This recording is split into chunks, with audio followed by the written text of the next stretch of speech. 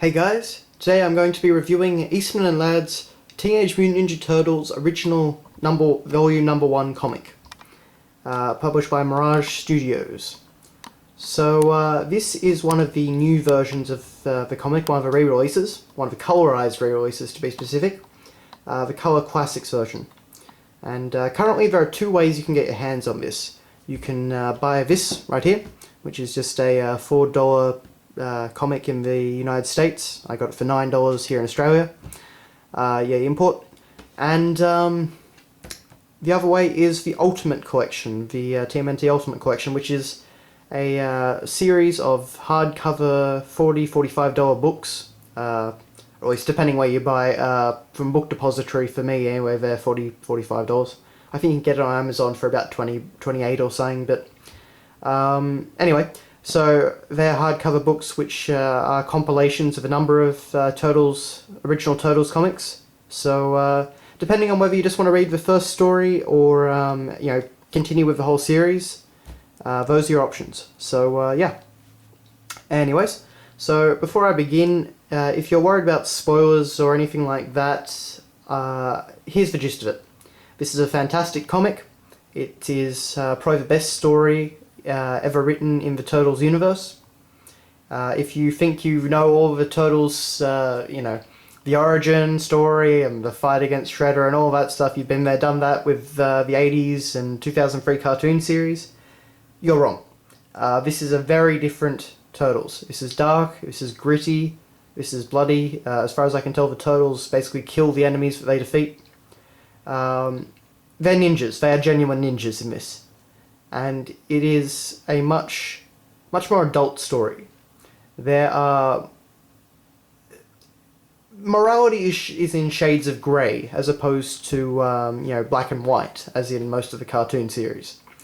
So, it's definitely a much more interesting story as a result of that, and a much more adult story.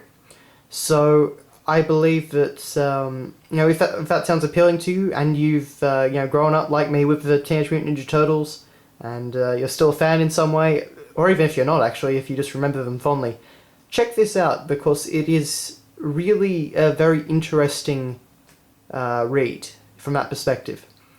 Just in general though, it's an amazing comic book. The artwork is fantastic. There are a few missteps in some of the panels, but overall it's pretty good.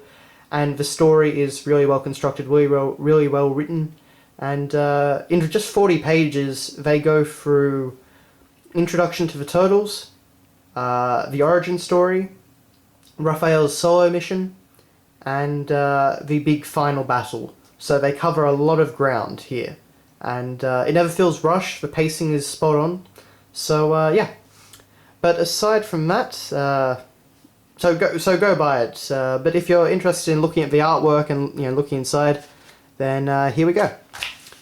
So as you can see, the artwork is really stylized, very unique. As I said before, originally all this would actually have been black and white, but this new line of re-releases actually colours in everything. The colorization actually does look very good. It's not as good as some of the previous ones that I've seen, but it's very close. It's very high quality, and has a lot of style to itself. As you can see, just up there, there is blood in this. The Turtles themselves actually get beat up pretty badly, but everything is very dark, very grey, gritty. It's a very different world, but a very likeable world, a world that you really want to explore and kind of see more of.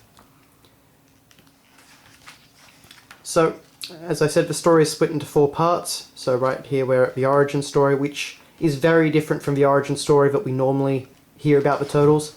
I mean, all the basic elements are there, but it's a much darker story, and I keep using that, but the origin story is much darker and much grayer in terms of what happens. I mean, Orokusaki, who becomes the Shredder, he has a genuine reason for becoming the way he is. He is actually manipulated in some ways to become such a being of hatred and without mercy and whatnot from a very young age. Hamato Yoshi isn't necessarily the good guy.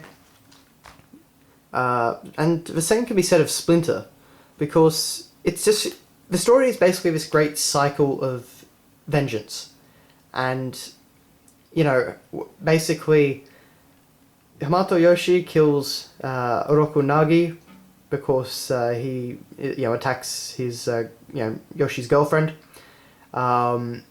Then of course Oroku Saki, who was Oroku Nagi's brother, wants revenge for that death, so he goes and kills Yoshi. And then of course Splinter wants revenge for Yoshi's death, so he raises and trains these turtles and uses them as his instrument of revenge. So in some ways, Splinter is actually kind of, not really a good guy. He's raising these turtles to carry out his revenge, and, there's something a bit wrong about that in some ways. I kind of feel sorry a bit for the turtles being brought up like that. But, so it is very different from the other stories.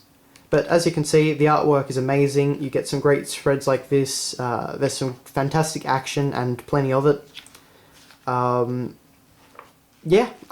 There's really not much I can say that is bad about this comic.